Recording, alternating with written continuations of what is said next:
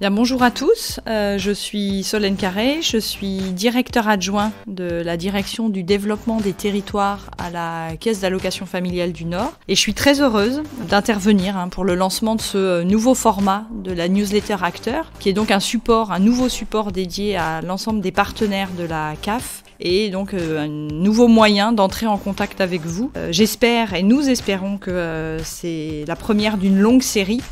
Une série qui devrait donner la parole aux acteurs de terrain et aux partenaires. Alors, quelles sont les missions de la direction du développement du territoire ? Notre mission principale, c'est d'animer et de faire vivre au quotidien les orientations de la branche famille. On a notamment pour mission d'animer un certain nombre de politiques qui interviennent à différentes étapes de la vie. On a notamment en charge la petite enfance, la jeunesse, le soutien à la parentalité. On intervient également sur l'animation de la vie sociale et sur le logement. Et on intervient sur ces différents champs à travers une double approche et deux dimensions. Une dimension individuelle, l'objectif étant de pouvoir accompagner des familles et des allocataires qui rencontrent des difficultés dans leur vie. Et on intervient également sur une dimension plus collective, où là on accompagne des partenaires, des porteurs de projets dans l'ingénierie et dans la mise en œuvre et la réalisation d'un projet particulier sur un territoire, comme par exemple l'ouverture d'un établissement d'accueil du jeune enfant ou le développement d'une offre par un centre social. Comment est-ce qu'on est organisé à la direction du développement des territoires pour faire vivre ces différentes politiques ? Eh bien, on a des équipes qui sont des équipes territorialisées, de proximité, 4 pôles de développement territoriaux, le pôle Flandre, le pôle Métropole européenne de Lille, le pôle Pével bassin minier et puis le pôle Cambrésis-Sambre-Avesnois, qui ont la charge de rencontrer des familles, rencontrer des partenaires et de les accompagner dans leur démarche ou dans leurs projets. Et à côté de ces équipes de proximité, qui sont composées de travailleurs sociaux, on a des équipes à visée plus transversale, plus départementale, qui ont pour objectif de définir et de donner un cadre départemental à notre politique d'action sociale. Dans ces services départementaux, on travaille notamment sur tout ce qui est l'animation et l'évaluation des politiques, sur des aspects liés à la réglementation et à la production en action sociale. Et on travaille aussi à des sujets comme les budgets et l'accompagnement financier des partenaires et l'évolution des métiers du travail social.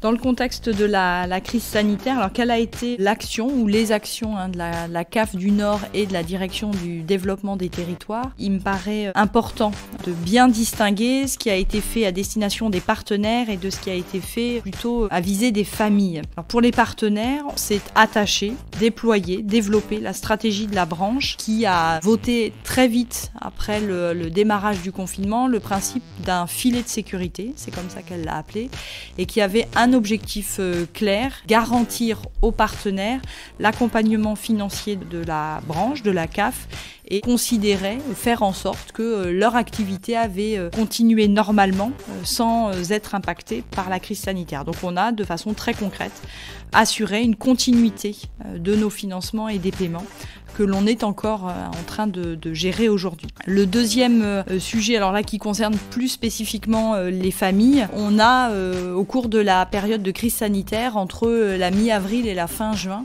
mis en place ce qu'on a appelé une aide financière individuelle d'urgence qui avait une vocation d'assistance et de soutien alimentaire. Donc l'idée c'était de pouvoir accompagner les familles qui étaient en difficulté pour accéder à des besoins de première nécessité alimentaire. Et dans ce cadre-là, on a accompagné 1800 familles pour un montant d'à peu près 700 000 euros. Le dernier point qui me paraît important de souligner, là, qui s'est plutôt mené en partenariat, notamment avec les services de l'État, la préfecture et avec le conseil départemental, c'est tout le travail qui a pu être mené pour faciliter l'accueil des enfants des personnels prioritaires, essentiellement des professionnels de santé qui étaient fortement mobilisés dans la gestion de la crise et pour lesquels il a fallu trouver, parfois de manière très réactive et dans l'urgence, une solution de garde pour qu'ils puissent continuer d'exercer leur mission. Et dans ce cadre-là, la CAF du Nord a accompagné une centaine de demandes et trouvé une solution de garde pour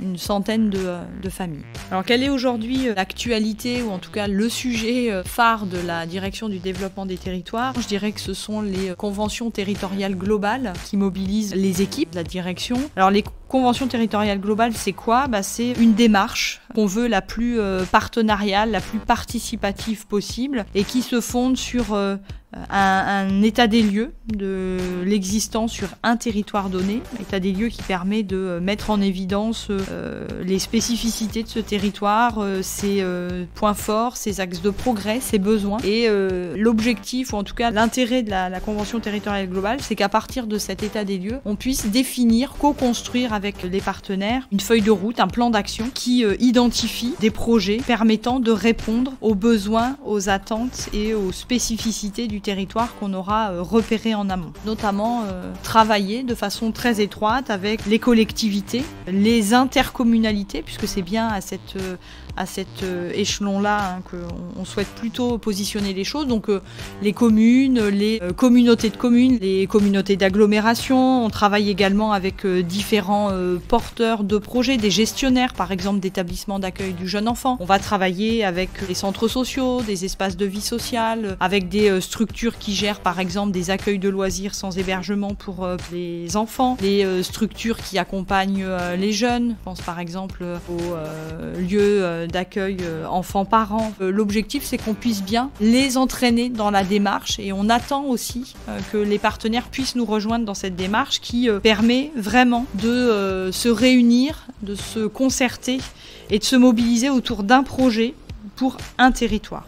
Si j'avais un message à faire passer aux partenaires, la CAF du Nord est à leur côté. C'est vrai en temps ordinaire, mais c'est encore plus vrai dans cette période un peu particulière. La CAF est à vos côtés, la CAF vous accompagne, et donc n'hésitez pas, si besoin, à prendre attache auprès des équipes de territoire et de vos interlocuteurs habituels. Puis si j'avais un deuxième message ou un complément à faire passer, ce serait aussi de bien être attentif aux informations qu'on diffuse et aux sollicitations qu'on peut vous faire, notamment en termes de production d'éléments dont on a besoin parfois pour pouvoir instruire vos dossiers. Soyez attentifs aux messages et aux demandes de la CAF parce que c'est dans ces conditions qu'on pourra de façon conjointe avancer et poursuivre la dynamique qui est la nôtre aujourd'hui.